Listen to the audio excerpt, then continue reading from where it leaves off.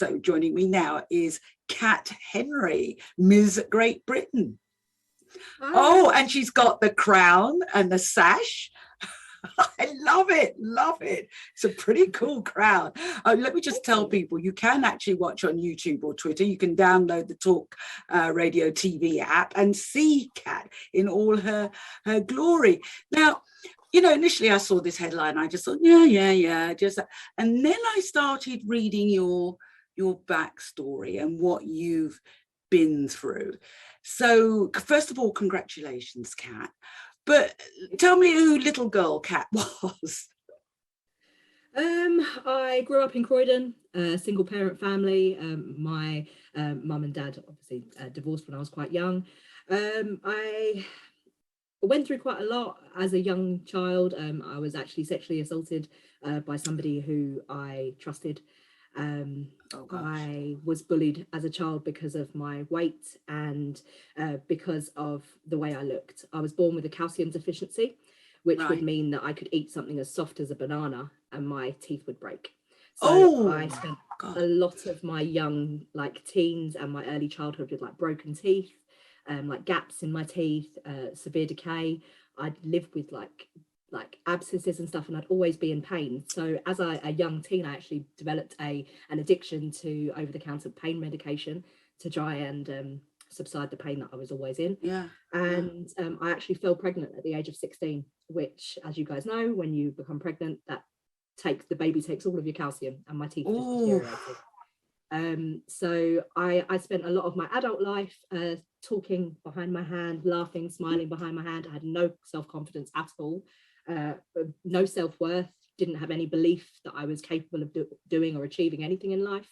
Did anybody ever counteract that? Did anybody ever tell you that you could, or you could get ahead, or you could do something else? Or of course, my mum, my dad, my family believed in me, but the outer world didn't. Even so far as my teachers made my mum pay for my GCSE exams. Not all of them. What? But they made her pay to sit 2 of my exams because why?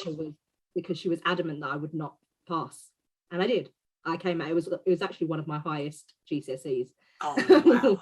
Which kind of stick it to them. But I've dealt with imposter syndrome all the way through my life, and a fear of not being good enough, not really being capable.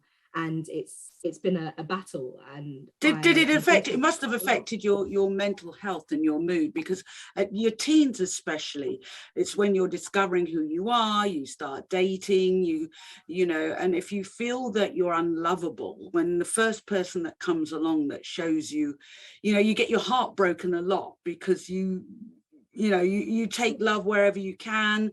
It's got to have a huge impact on your mental health. It did. I suffered with body dysmorphia and severe depression for a long time. At my lowest, Trisha, I was ready to take my own life, if I'm honest. I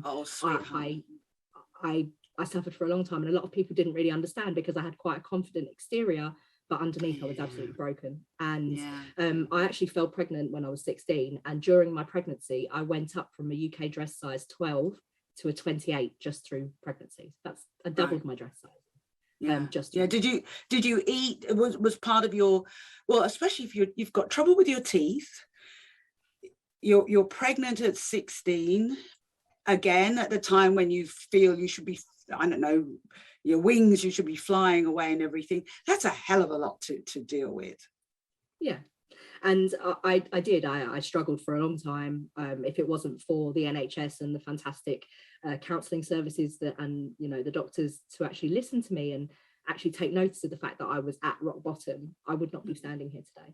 And a lot of people kind of assume that it was like major weight loss, because I'd put so much weight on. They assumed that my success story or my confidence building story would actually be losing weight, but it wasn't. It was actually fixing my smile.